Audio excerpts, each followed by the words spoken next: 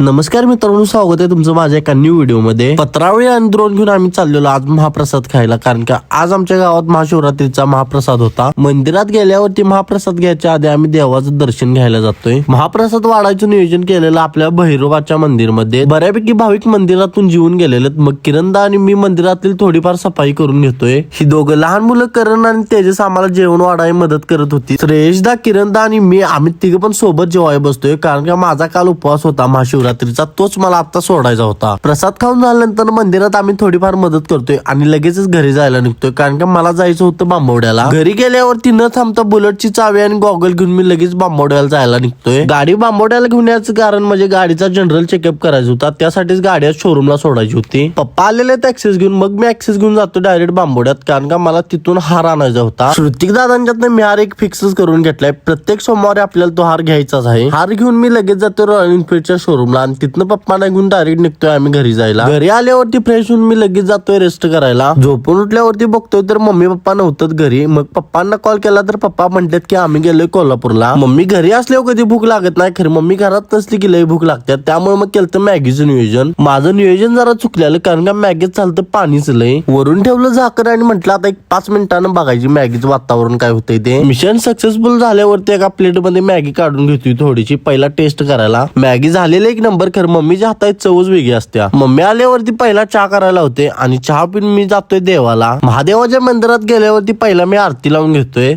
आरती लावून झाल्यानंतर ना अगरबत्ती लावतोय आणि त्यानंतर सकाळी जो आपण हार आणलेला तो हार देवाला घालतोय। घरी येता येता मम्मीने आमच्या 2 नारळ घेऊन यायला सांगितलेलं। नारळ घेतल्यात, खरं सोलायचा प्रॉब्लेम होता, म्हणूनच आपल्या गोडाऊन मध्ये नारळ सोलून घेऊन जातोय। घरी नारळ देऊन मी डायरेक्ट कामावर जायला निघतोय, कारण का महाशिवरात्रीची आता माझी सुट्टी संपलेली होती आणि आता मला कामावर जावंच लागणार होतं। माझ्यासोबत आज आलेला गाडी भरायला वैभव दादा। आजचा ब्लॉग मित्रांनो इथेच एंड करूया आणि भेटूया उद्या एका न्यू ब्लॉग मध्ये। युट्यूबला बघत असाल तर सबस्क्राईब करा आणि इन्स्टाला बघत असाल तर लाईक आणि फॉलो करा।